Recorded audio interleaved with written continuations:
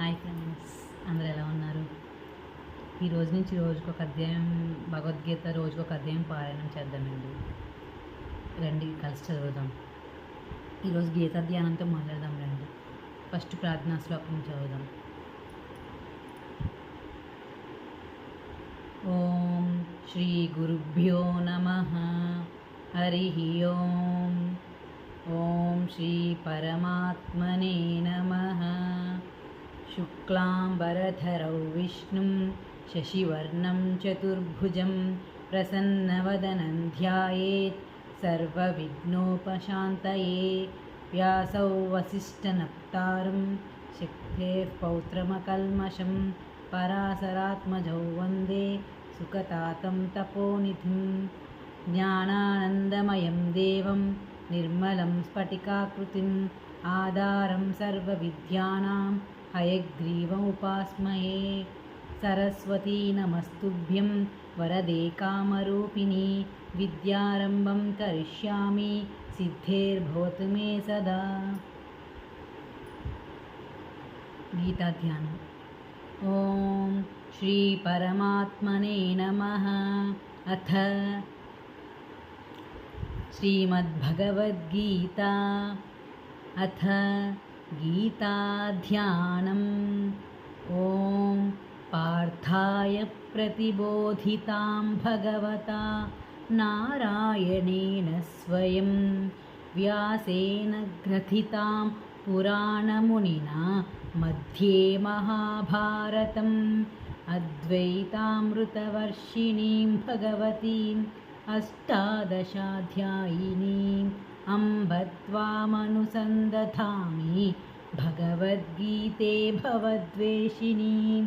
नमोऽस्तु ते व्यासविशालबुद्धे पुल्लारविन्दायतपत्रनेत्र.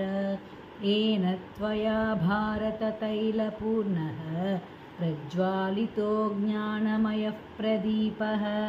प्रपन्नपारिजाताय स्तोत्रवेत्रैकपानये ज्ञानमुद्राय कृष्णाय गीतामृतदुहे नमः.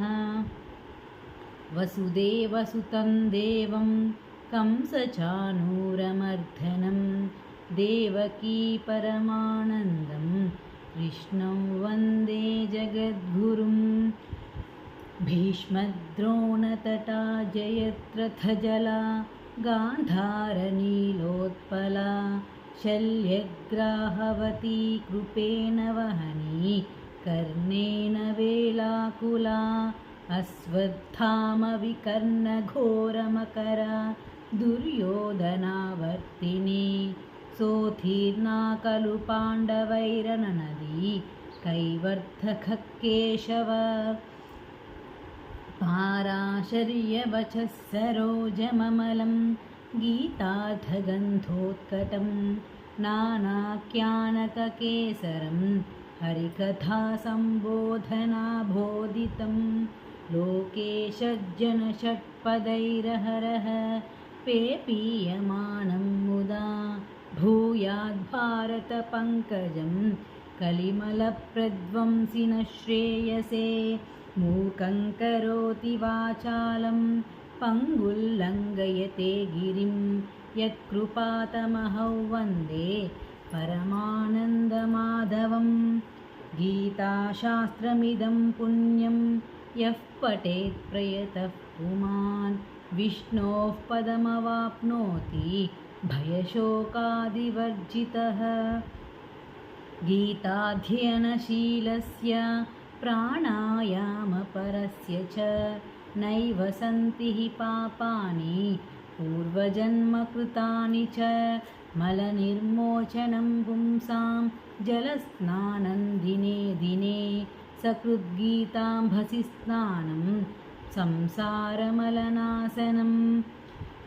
गीता सुगीता कर्तव्या किमन्यैः शास्त्रविस्तरैः. या स्वयं पद्मनाभस्य मुखपद्माद्विनिश्रुता भारतामृतसर्वस्वं विष्णोर्वक्त्राद्विनिश्रुतं. गीता गङ्गोधकं पीत्वा पुनर्जन्म न विद्यते.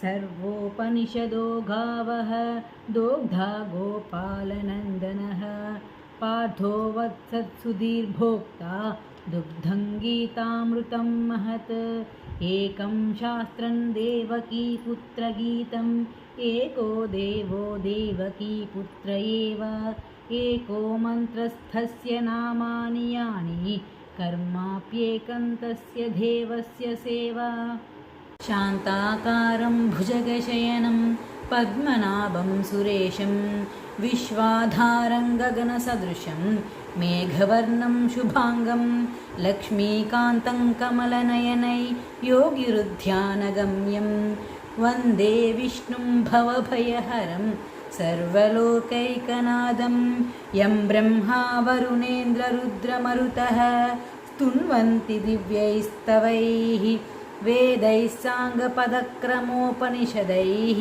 गायन्ति यं सामगाः ध्यानावस्थिततद्गतेन मनसा पश्यन्ति यै योगिनः यस्यान्तन्न सुरगणाः देवाय तस्मै नमः। इति श्रीगीताध्यानं सम्पूर्णम्। ॐ श्रीकृष्णार्पणमस्तु।